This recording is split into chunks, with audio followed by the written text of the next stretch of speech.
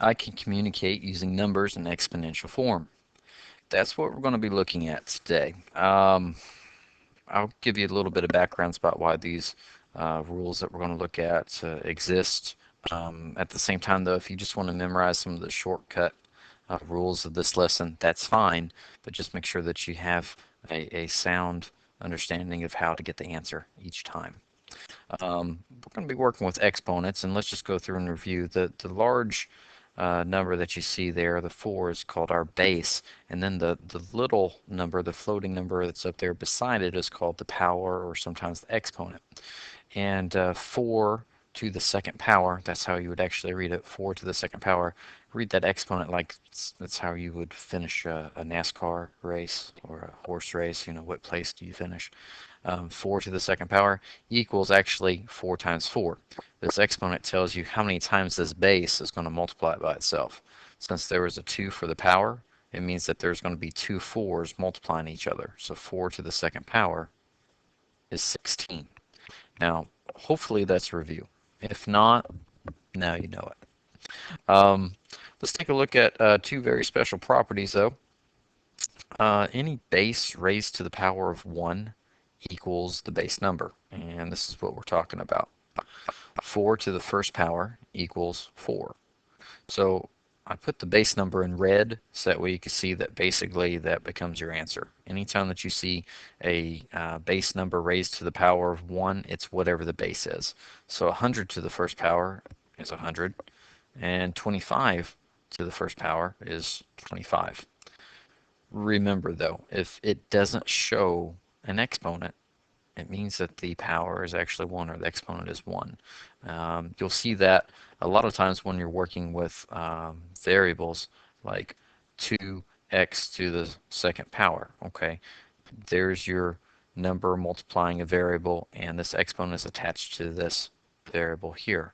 Well, 2x means the same as 2x to the first. See, there's no exponent here, so it's the same thing as if it was 1. But basically it just means it's an x. That's the reason we don't really use 1 a lot of times, because it's kind of redundant. I mean, why write 25 to the first power when you could just write 25? Or why write 100 to the first power when you could just write 100? So I just wanted to drive the point home that anything to the first power is whatever the base is. You don't see the use of the power 1 written a lot of times. It's just assumed that when you look at a number and there's no exponent, you go, oh, it's to the first power. Now, there's a second rule that causes a lot of frustration for students initially, because any base raised to the exponent of 0 equals 1, and everybody usually starts screaming, but wait, why doesn't it equal 0? 2 to the 0 power equals 1. Yes. 6 to the 0 power equals 1. 1,223 to the 0 power equals 1. You get the idea. Anything raised to the 0 power is equal to 1. Why does it work? Well, let's just show you with a pattern. 2 to the third is 8. Okay, 2 times 2 times 2. Let's just kind of write that out there. Hopefully you can see that 2 times 2 is 4, and 4 times 2 is 8. So 2 to the third power is 8. Okay, let's try this. 2 to the second power equals 4, right? 2 times 2.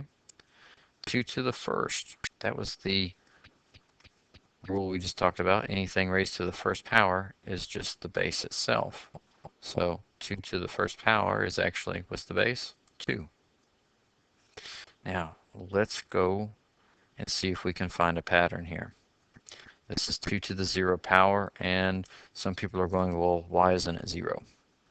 Well, 2 to the third equals 8. 2 to the second equals 4. Isn't it as if we just divided 8 by 2? 8 divided by 2 equals 4. And then you see how we brought our answer down from 4 to 2, following this pattern of the exponents descending by 1 each time? Well, 4 divided by 2 equals 2. So shouldn't we just divide this 2 right here by 2 again? to figure out this answer. What's 2 divided by 2? It's 1. And in a few lessons, I'm actually going to show you that 2 to the negative first power actually equals 1/2. Well, what's 1 divided by 2? 1 divided by 2 is 1/2, or 0.5. So that's why anything to the 0 power actually equals 1. It always holds true to this pattern. Just wanted to show that to you there. Now, let's go through, pause the video, see if you can answer these. Okay, so at this point, you should have gone through and given your best efforts. There are 1, 2, 3, 4, 5, 6, 7, 8 threes. So this could be rewritten as 3 to the 8th power. 21 times 21 times 21 is the same as 21 to the 3rd power. Express each number as a base with an exponent. Well, let's see here. Well, 8 times 8 is 64, so how about 8 to the 2nd power? 5 times 5 is 25, so we need 2 of these 5s, 5 to the 2nd power. 11 times 11 is 121, so 11 to the 2nd power. Also, a lot of times you'll hear teachers and students, when they read anything to the 2nd power, instead of saying that, they'll say squared. So 8 squared, 5 squared, 11 squared. That's a nickname that we use to the 2nd power there. All right. Pause the video, see what you can do with these. Okay, so 3 squared is the same as 3 times 3, which is the same as 9. This takes just a little bit of time here, but it's 6 times 6 times 6. Well, 6 times 6 is 36, and 36 times 6 is, we'll do the math right here, 36, carry the 3, 18 plus 3 is 21. So it's really 216. And we'll just go ahead and erase that right there. Anything to the 0 power is, yes, 1. And 1,106 to the 1st power is 1,106, because anything to the 1st power is the base itself. All right. I don't have anything else to add to this video. You need to be comfortable with these basic facts that I've given you in the lesson, and also on these practice and check problems. If you can handle these, you'll be more than ready for the next part of exponents.